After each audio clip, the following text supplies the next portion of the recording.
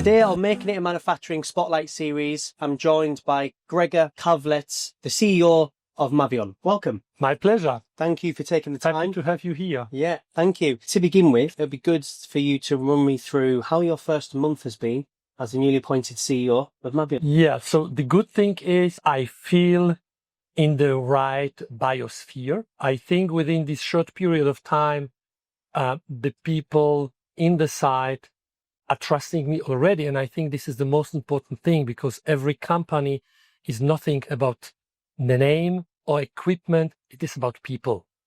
And if you are manage the people well, they will understand that what you do is the right thing if you know what you do.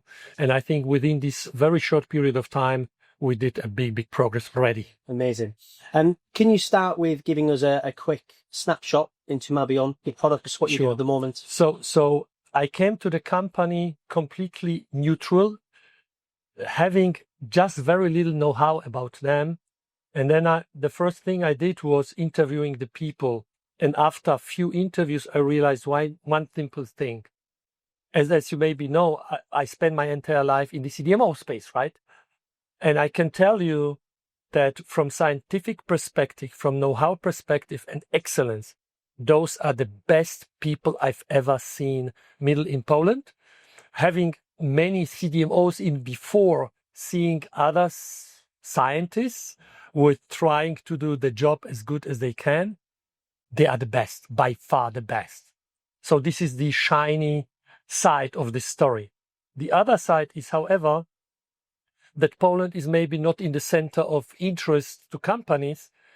So we are looking for business, and maybe this is the reason why they hired me, because since having more than 20 years experience in this space, I have an excellent network, and I'm more than convinced we are able to move the company to the right space, having a lot of work and proving that we are better than others, because this is what it is about. Yeah, for sure. So that's what you recognized when you got here in your first month. Now you've 20 years experience in the CDMO space, working for Recipharm, NextPharma, Catalent. So what was it that attracted you to Mabion in the first place before you stepped through the door? Yeah. To be very transparent with you, I spent few times the role of Chief Commercial Officer, and I realized I have a lot of influence, but my influence is still limited. And since I'm claiming that I'm so experienced in this particular area of CDMOs, which from my perspective is maybe one of the most complex industries at all, because this industry is kind of people industry, I decided for myself that my best contribution to a company will be if I will become a CEO and have the chance to steer the entire organization with all aspects to it into the right arena where we want to be. And I think my decision was absolutely correct to do so. No, it's good. And you talked about just then around people being at the center of it. In the first month, you've interviewed people and you've already got buy-in and trust from these people. How did you go around doing that? Sounds an easy question. It is a complex one. Yeah. Even I cannot tell you that I suspect every person, every individual has a kind of intuition. And if you come genuine to those people and open-minded, and if you are willing to listen, and if you give them with your introduction the impression that you know what you are speaking about, then the trust starts to grow, because usually people are neutral without prejudgment, but also without any benefits. And just if you prove something that you do something right, they are starting to trust you. And I think this show, after, let's say, 3 weeks and something, where the part of the team has the chance to see me, how I'm acting, how I'm interacting with clients, what my ideas are to grow the company, I think this brought in a kind of additional acceleration piece. I think that the key thing is you've got in the detail, you're doing what you want, you're there, you're present, you've rolled your sleeves up, you're listening, So they're going to buy into you because you're investing in them. And I think it's key when so early on in the journey, you have to be front and center. I think definitely.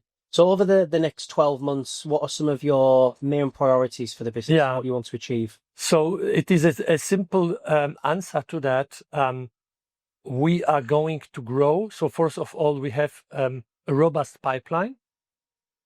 The reality is, however, if you are someone which is not known on the market, you are able to quote and you might be attractive, but since no one is known in the organization, clients may become a little bit defensive to give you an order.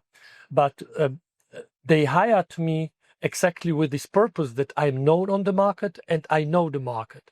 So the chance, to realize and to win projects which we have in the pipeline is growing massively. And second, with the adjusted business model, which we are going to announce in a few weeks from now as a public company, I need to announce it first before I can tell it to you. So no sneak peeks for us, our listeners. Exactly. Out of the press, I thought we could really get exactly. You have to.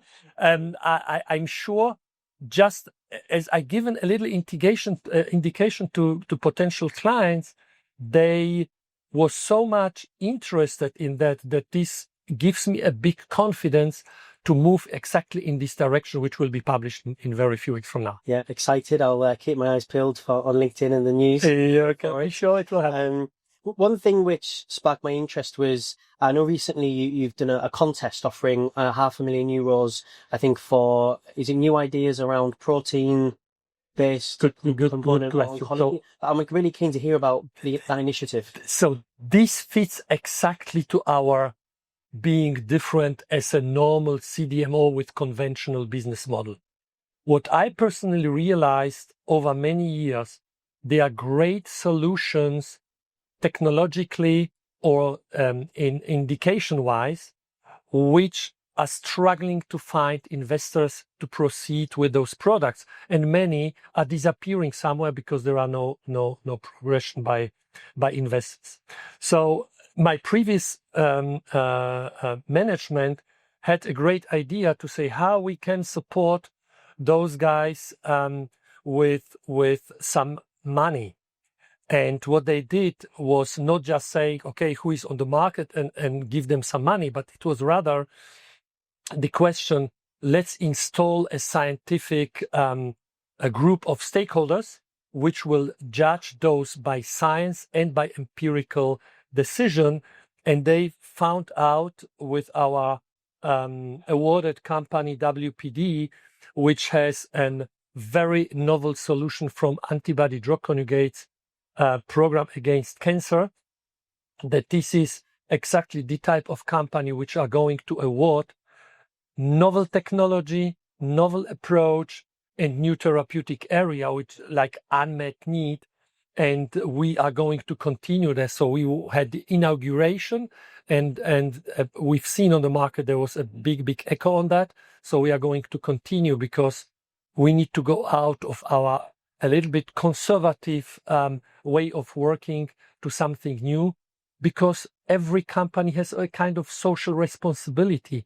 And if we are able to help scientists to become a successful organization by bringing better solution for people's quality of life, then it's exactly what we have to do. I think it's an amazing initiative, and I think the more companies can do things like that and collaborate more and help together more, the world's going to be a better place. And I do think in the future of CDMOs, I do think that will start to happen a lot more. And I hope it does, because ultimately it's the patients that will have the biggest impact. And your statement is absolutely correct. This is exactly what even the market is requesting. If let's say old-fashioned CDMOs are thinking they can offer fee-for-service and ex-works delivery, I'm afraid this market is gone. The needs from the market are different, and this is very much network thinking and collaboration thinking. 100%. And obviously, the line of work you guys are in, cell line biologics, it's a very capital intense, high risk business from that perspective. Is there any challenges or major risks that you foresee over the next 12 to 18 months? It could be from a compliance, a regulatory challenge that you think you may need to overcome as a business.